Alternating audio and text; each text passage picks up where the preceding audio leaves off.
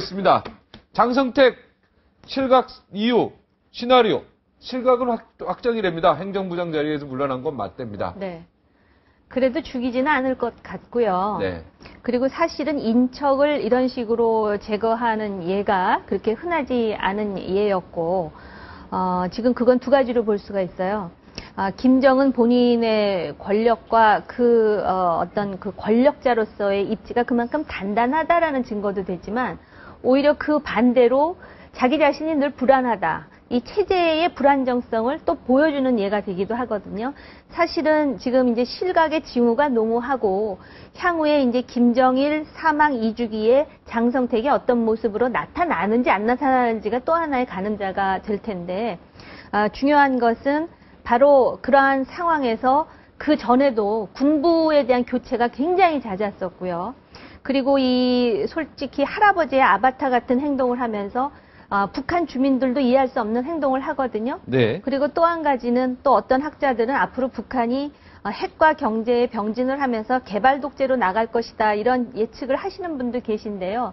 그거 쉽지 않을 겁니다. 왜냐하면 오늘 바이든 부통령이 왔는데 지금 미국에서 생각하는 북한 핵 문제 해결은 이란식의 해결이에요. 그거는 뭐냐면은 그만큼 경제 제재에 압박을 가함으로써 스스로 핵을 사찰받고 내놓도록 하겠다라는 것이거든요.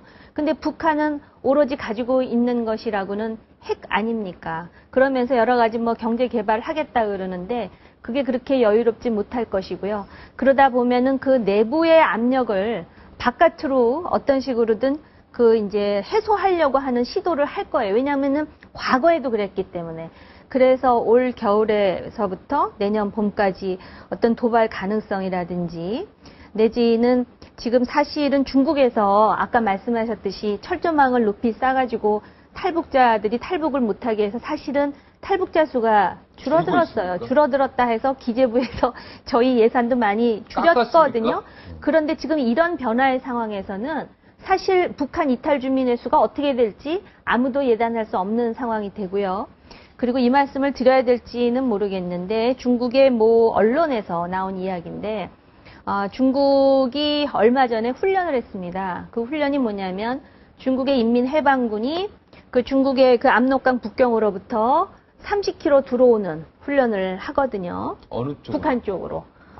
그래서 이것이 북한 주는 쪽으로 한계가 무엇인가? 중국 군이 들어오는 거. 네, 그렇죠. 그러니까 이제 우리의 휴전선에서 평양까지의 거리가 중국에서 평양까지의 거리보다 훨씬 가깝다라는 전제로 지금 바레만이라든지 그래서 여러 가지 훈련을 하는데 중국과 북한 사이에는 사실은 그 형식적으로는 우방이지만은 사실 그 케미스트리는 안 맞는 부분이 있지만 네. 그런 극단적인 상황에서 또 중국이 어떤 행동을 취할지도 봐야 되고요. 그러니까 화학적으로는 잘 안 맞는데 겉으로는 동맹이죠. 어쩔 수 없이 우리 한미 동맹이 있기 때문에. 네, 그래서 개입할 가능성도 있고 또 중국에서 겉으로는 얘기하지 않지만 그 여러 가지 사태에 대한 자기네들 나름대로의 논의를 비공식적으로 하는 것으로 지금 알려져 있어요. 그래서 우리가 지금 방공식별구역 또 일본의 집단 자위권이라든지 그 아시아에서의 그 충돌 가능성에 대해서 박근혜 대통령께서 사실은 후보 시절부터도 그 예견했던 문제지만 상황은 그보다 훨씬 심각하게 개진될 수가 있는데 그러나 저는 제가 볼 때 우리가 관리할 수 있는 역량은 있다고 생각을 합니다. 단 그 전제는 뭐냐면 우리 내부가 하나가 돼야 되겠죠. 그러니까 너무 당연한 얘기지만 지금처럼 우리가 이렇게 민주당이랑 뭐 새누리당이랑 서로 막 그냥 싸움하고 그냥 뭐 민생이고 뭐고 다 저기하고 온갖 다른 거에다 집중되어 있는 이 상황에서는 안 된다 이런 얘기 아닙니까? 뭐 그냥 당이론적인 말씀이고 아마 저 같은 걱정을 그냥 국민의 한 사람으로서 다른 분들도 하지 않을까. 그러면 우리가 완전히 똘똘 뭉쳐서 어떻게 해야 됩니까? 지금 북한 내부에 장성택이 앞으로 어떻게 될 것이냐, 김경희가 어떤 입장을 보일 것이냐, 또 김정은의 동생인 김예정이 또 어떤 입지를 차지할 것이냐, 이게 중요한 것이 아니라 그 내부의 동학 때문에 바깥으로 어떤 행태를 보일 것인가, 특히 우리를 향해서 도발을 할 것인가, 아니면 평화 공세를 할 것인가. 왜냐하면은 자기네들 지금 뭐 여러 가지 경제 개발하겠다고 플랜은 짜놨는데 되는 것은 없으니까 그런 것에 대한 대비가 필요하겠죠. 그 다음에 여전히 그 북핵이라는 문제는 너무나 많이 얘기해서 상당히 상투적으로 들리지만은 이거는 여전히 우리의 안보에 굉장히 심각한 그러한 압박을 지금 주고 있는 상황이고요. 그리고 또 한 가지 아까 말씀드렸는데 제가 대량 탈북의 가능성이 있다고 주장한 건 아니지만 네, 고용한 북한 외교관이 하신 거고. 고용한 박사가 무슨 네. 얘기를 하냐면 황장엽 선생의 망명 당시에 2~3천 명. 수천 명이 죽었다. 네. 근데 요번엔 아마 수만 명이 걸려 있을 것이다. 네. 글쎄요. 북한을 우리가 예상할 때는요. 20세기 내지는 21세기 중국이나 구소련을 생각하면 안 될 것 같고요. 이건 진짜 제 생각인데 고려시대의 어떤 무신 정권이라든지 과거 고구려라든지 조선의 사극을 생각하면서 이 북한을 가늠해야 될 것 같거든요. 네. 근데 그 수만 명이 어쨌든 여러 가지 연줄로 지금 묶여 있다면 네.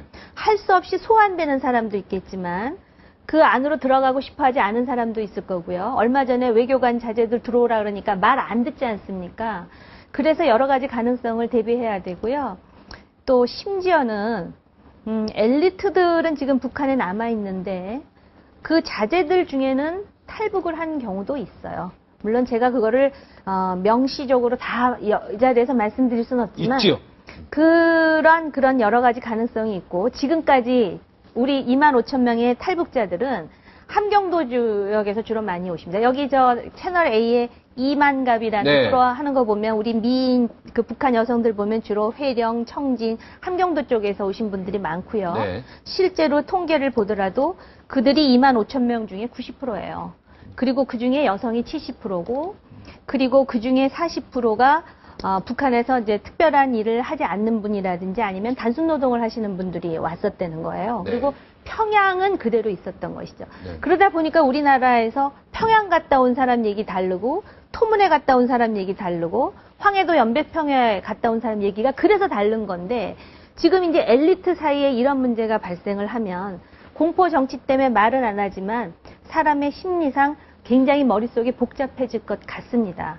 그 사람들의 머릿속이 복잡해서 북한 내부가 어떻게 되느냐, 이거에 대한 지적 호기심 이전에 그것이 남북관계, 특히 우리 안보에 미치는 영향을 생각한다면 우리도 굉장히 여러 가지로 준비해야 될 게 많다는 거예요. 자, 뭘 준비해야 될까요? 마지막, 네, 정리해 주십시오. 뭐 국방부에서 그런 얘기 하더라고요. 예산. 네, 여러 가지 철저한 대비.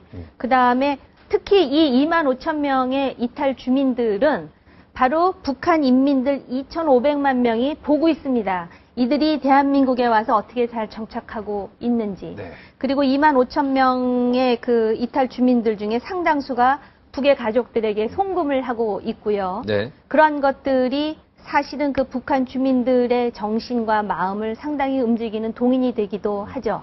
그래서 우리가 긍정적으로 남북한의 신뢰라든지 평화라든지 통일을 위해서 많은 일을 해야 되는데 우리가 어떻게 통제할 수 없는 갑작스러운 상황이 오면 그런 상황에서 우리가 어떤 기회를 잡을 것이고 어떤 위험을 피할 것인지에 대한 전략적인 그런 계획이 미리 세워져야 된다라는 말씀. 네. 그 전략적 계획은요, 제가 세우는 게 아니라요. 네. 정책 결정자들이 세워야 되는 거죠. 그렇죠. 청와대랑 통일부랑 이런 데서 네. 미리 다 만들어야죠. 네. 그렇게 해서 갑자기 평양에서 엘리트들이 이탈하거나 평양 주민들이 큰 소요 상태가 일어났을 경우, 그 다음에 뭐 중국이 30km면 거의 평양까지 들어왔을 경우 여러 가지 경우에 서 우리가 대비해서 우리 나름대로 준비 계획을 한다. 그리고 저는 그게 가슴이 가장 아파요. 고용한 지난번 뭐 탈북자 보고 나 사형 쳐야 된다고 어느 교수가 얘기했잖아요. 네. 고용한 외교부 여기 북한 외교관이 여기 와서 뭐라고 했냐면 25,000명의 탈북자도 포용하지 못하는 대한민국이 어떻게 통일을 원하겠는가?